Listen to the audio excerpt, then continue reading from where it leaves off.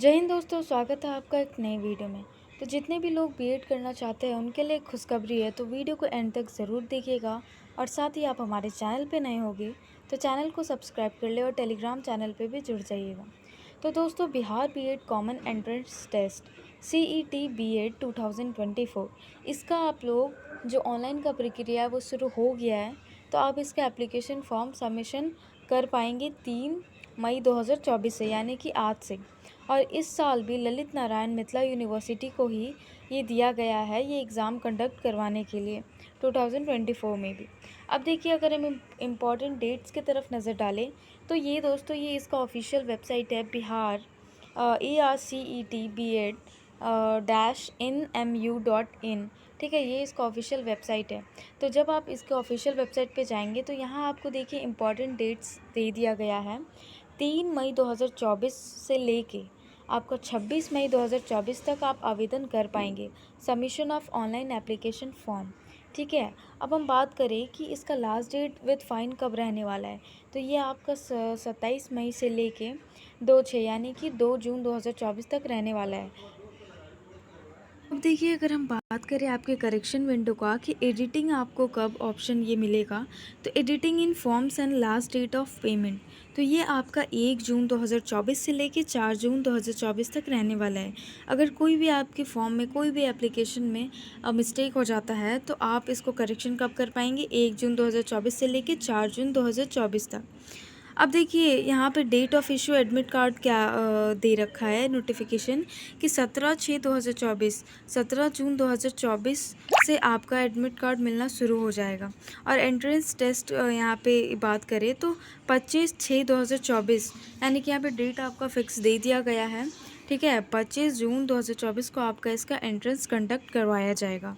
आइए वीडियो में हम और अधिक जानकारी को देखते हैं। अब दोस्तों, हम एप्लीकेशन फ़ी की बात करें तो जनरल कैंडिडेट के लिए यहाँ पे 1000 रुपये रखा गया है इसका एप्लीकेशन फ़ी का दाम। ठीक है, शुल्क EWS BC EBC कैंडिडेट और साथ ही वुमेन जो है उनके लिए यहाँ पे मात्र 750 रुपये रखा गया है।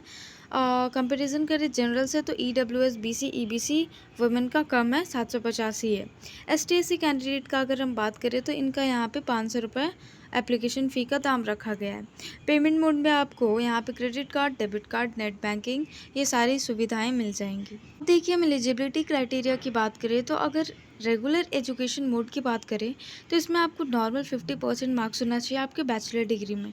आपने बैचलर डिग्री कर रखा है या फिर आपने मास्टर डिग्री कर रखा है in science, social science, humanity, commerce और bachelors in engineering technology with specialization in science and mathematics, तो दोस्तों आप एलिजिबल है फॉर्म को अप्लाई करने के लिए। और इसमें कम से कम आपका 55% मार्क्स होना अनिवार्य है।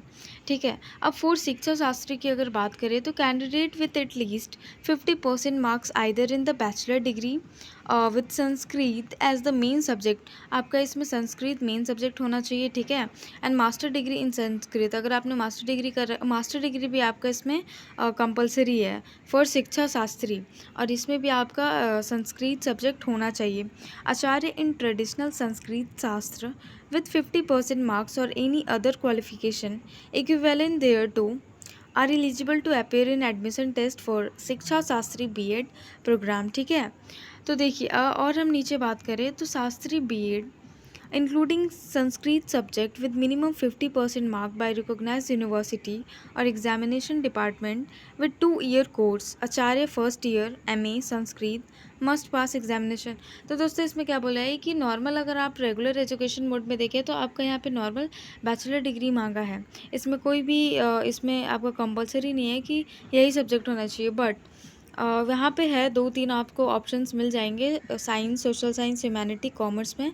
बट यहाँ पे अगर हम फॉर शिक्षा शास्त्री की बात करें तो यहाँ पे आपका 50% मार्क बैचलर डिग्री में होना चाहिए और संस्कृत आपका इसमें कंपलसरी है मेन सब्जेक्ट में, और मास्टर डिग्री भी आपका इसमें संस्कृत में होना अनिवार्य है। अब देखिए, हम एग्जामिनेशन स्कीम की अगर बात करें तो सब्जेक्ट नेम यहाँ पे देख लीजिए, आपका जनरल हिंदी रहेगा, 15 क्वेश्चंस रहेंगे। जनरल इंग्लिश कॉम्प्रहेंसन 15 नंबर का, 15 क्वेश्चंस रहेंगे इसमें 15 नंबर का। Logical and analytical reasoning 25 questions 25 number का। Teaching learning environment in schools, ये भी आपका 25 क्वेश्चंस रहेंगे 25 मार्क्स के। अब हम इसमें एक और क्या पार्ट है, टीचिंग लर्निंग, माफ़ करिएगा, जनरल अवेयरनेस। तो जनरल अवेयरनेस का यहाँ पे सबसे ज़्यादा वेटेज है, 40 क्वेश्चंस रहेंगे 40 मार्क्स के। टोटल नंबर ऑफ क्वेश्चंस आपके यहाँ पे 120 रहने वाले हैं, 120 मार्क्स के। अब देखिए minimum qualifications mark for CABED 2024 अगर देखें तो इसमें आपको for candidate of unreserved category के लिए 35% होना कंपलसरी है, कॉरस्पॉन्डिंगली 42 मार्क्स, ठीक है। और ST SC BC EBC WBC EWS और दिव्यांग कैटेगरी से जो बिलोंग करते हैं उनके लिए यहाँ पे 30% होना कंपलसरी है। और कॉरस्पॉन्डिंग देखें तो 36 नंबर यहाँ पे आपका होना अनिवार्य है। अब देखिए यहाँ पे 120 नंबर का जो आपका ये एग्ज़ाम होगा उसमें कोई भी नेगेटिव मार्किंग नहीं होगा, यानी कि आपको इसमें अच्छा है कि नेगेटिव मार्किंग नहीं है, तो आप एक भी क्वेश्चंस को छोड़ के मत आइएगा।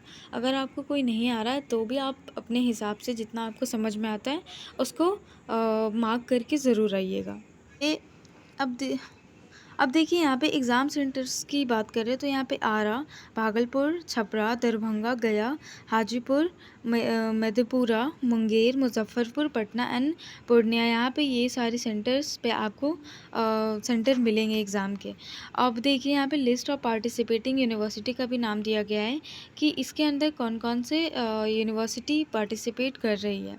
तो Aryabhata knowledge university Patna, Baba Saheb Bhimrao Ambedkar Bihar university Muzaffarpur, और इसी प्रकार देखिए आप बहुत सारे यूनिवर्सिटी इसमें कर रहे हैं। अब देखिए keep the following item in your hand before applying. आपको अप्लाई करते टाइम आपका email ID, mobile number, scan photograph less than 100 KB से कम होना चाहिए और scan signature less than 100 KB से, ये सब आपको पहले ही अच्छे से एक जगह कर लेना है ताकि आप इजीली जब फॉर्म को भरें तो आप इजीली फॉर्म को जल्दी से भर पाए। अब देखिए यहाँ पे हेल्प डेस्क, अगर आपको कोई भी जानकारी चाहिए या फिर कोई भी इशू आता है तो आप इस नंबर पे कॉल कर सकते हैं। ये C8 B8 2024 हेल्प डेस्क का जीमेल भी है, आप जीमेल से भी कर सकते हैं।